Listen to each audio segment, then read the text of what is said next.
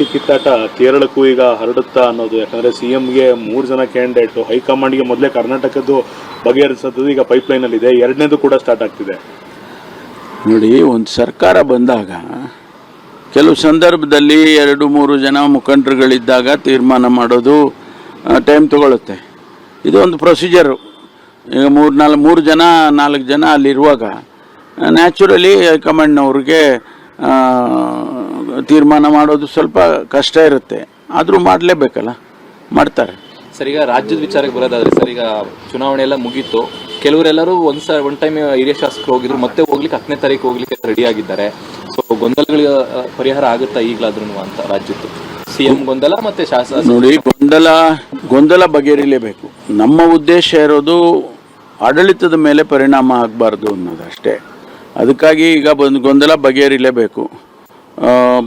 ಬಗೆಹರಿಸ್ತಾರೆ ಅಂತ ನನಗೆ ವಿಶ್ವಾಸ ಇದೆ ಸರ್. ಅಂದರೆ ಪದೇ ಪದೇ ನಾವು ಕೇಳಿದ್ದೀವಿ, ಬಟ್ ಇವತ್ತು ಒತ್ತಡ ಹೇರಿದಾಯ್ತು, ರಿಕ್ವೆಸ್ಟ್ ಮಾಡಿದ್ದಾಯ್ತು, ನಾಜೂಕಾಗಿ ಹೇಳಿದ್ದಾಯ್ತು, ಗೊಂದಲ ಇಲ್ಲ ಅಂತ ಬಹಿರಂಗವಾಗಿ ಹೇಳಿದ್ರು ಅಂತರಂಗದಲ್ಲಿ ಗೊಂದಲ ಇದ್ದೇ ಇದೆ.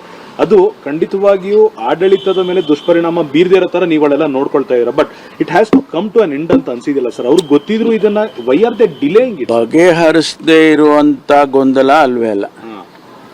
ಬಗೆಹರಿಸೋದಕ್ಕೆ ಅವರಿಗೆ ಈಗ ಚುನಾವಣೆಯಲ್ಲಿ ಬ್ಯುಸಿ ಇದ್ದರು. ಈಗ ಚುನಾವಣೆ ಮುಗಿದಿದೆ. ನನಗೆ ವಿಶ್ವಾಸ ಇದೆ ಆದಷ್ಟು ಶೀಘ್ರವಾಗಿ ಒಂದು ಹಂತಕ್ಕೆ ಬರುತ್ತೆ ಇದು ಅಂತ ಹೇಳಿ. ಯಾಕೆಂದರೆ ನಾನು ಹೇಳಿದಾಗೆ ನಮಗೆ ಬೇಕಾಗಿರೋದು ಆಡಳಿತ ಮುಖ್ಯ.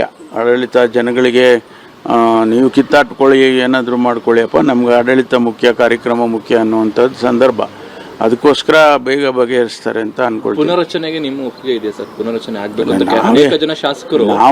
ನೋಡಿ, ನಾವು ಹೇಳುವಂಥ ವಿಚಾರಗಳಲ್ಲ ಇವು. ನಾವು ಹೆಂಗೆ ಹೇಳೋಕ್ಕಾಗತ್ತೆ? ನನ್ನ ಅಭಿಪ್ರಾಯ ಹೇಳ್ಬಿಟ್ರೆ ಅದ್ರೇನು ಏನಾಗುತ್ತೆ? ಅದು ಅವ್ರಿಗೆ ಬಿಟ್ಟಿದ್ದು.